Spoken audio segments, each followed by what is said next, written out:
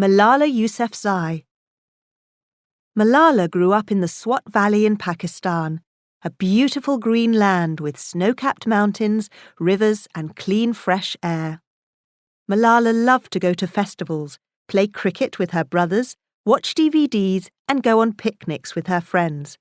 But most of all, she loved to go to school. She always wanted to be top of the class. Her father was the head teacher. Even though education for girls was not so valued by their culture, he wanted girls to learn and encouraged Malala to be the best she could be. Malala shared her father's passion for education. She believed every child should be able to go to school.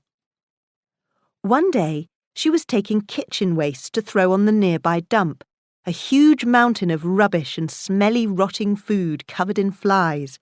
Rats often jumped out of it. As she threw the scraps on the rubbish heap, she saw something move. It was not a rat, but a girl about her age with dirty matted hair. She was looking for glass, bottle tops and cans to sell for a few rupees. There were boys scavenging too. She wanted to help them, but she felt scared. When she brought her father, the children ran away. Her father had wanted to help them too, and on the way home she saw tears in his eyes. They both felt so sad for the children. What could she do?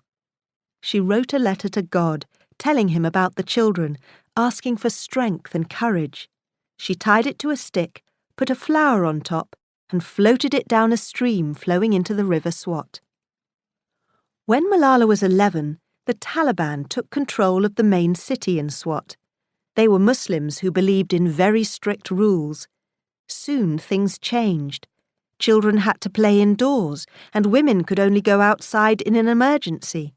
There were no more festivals, televisions were burnt in huge piles in the street, and worst of all for Malala, the Taliban rules said that girls should not go to school. They enforced their rules with guns and beatings. Malala couldn't understand why the Taliban wanted to stop girls from going to school. It didn't make sense to her. Surely they wanted there to be lady doctors and teachers. How could there be any if the girls of today were not educated to be the doctors and teachers of tomorrow? People were suffering because of Taliban rules. Everyone lived in fear. The streets were full of soldiers with guns. No one dared to speak up or fight back. Then the army came in helicopters and jeeps. Government soldiers tried to gain control. Gunfire, bombs and sirens came closer and closer. The Taliban started to destroy schools at night when there were no children there. Her father found a letter taped to the gate of his school. "Stop this, or you will be in trouble," it said. But even though it was dangerous, Malala was determined to keep going to school. So she wouldn't attract attention, she wore normal clothes instead of her uniform and hid school books under her shawl. But Malala also wanted to do something, to speak out about the situation. Although she was nervous, her courage was greater than her fear. She started to give many interviews on radio and TV, demanding her right to an education. The more she spoke, the stronger she felt. Many people admired and supported her, but the schools were still being destroyed. Her father kept his school open for as long as he could, and when he had to close it, Malala cried and cried. The family had to leave their home for some months because the fighting between the Taliban and the government soldiers got so bad. They travelled to friends and family hundreds of miles away. Most of all, Malala missed her school books. When they were able to come home, the city was silent. Walls were marked with bullet holes, buildings wrecked, and piles of rubble and twisted metal were everywhere. But at least there were no Taliban. Her father reopened the school, and Malala continued to speak out for the education of girls. She won awards and peace prizes worth 1 million rupees, and her classmates made her a cake with "Success Forever" iced in chocolate on it. She wanted to spend some of her prize money helping to educate street children. Now she could finally help the girls she had seen on the rubbish dump, who she had never forgotten.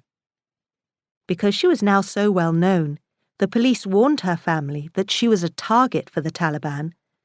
People thought that surely the Taliban would not hurt a young girl. But Malala felt uneasy. She had bad dreams and was always looking over her shoulder, worried that someone might attack her. She prayed constantly for protection. One day, she was travelling home on the school bus. Some of the girls were singing and she was chatting to her friends. A Taliban soldier stopped the bus. Half his face was covered in a white cloth. He looked inside and said, "Who is Malala?" No one spoke, but he saw her, raised his gun, and shot. The bus driver heard the shots and drove straight to the central hospital at top speed. Malala had a bullet lodged in her head. She was in a coma, somewhere between life and death, and not even the Prime Minister was allowed to see her. No one knew if she would live or die.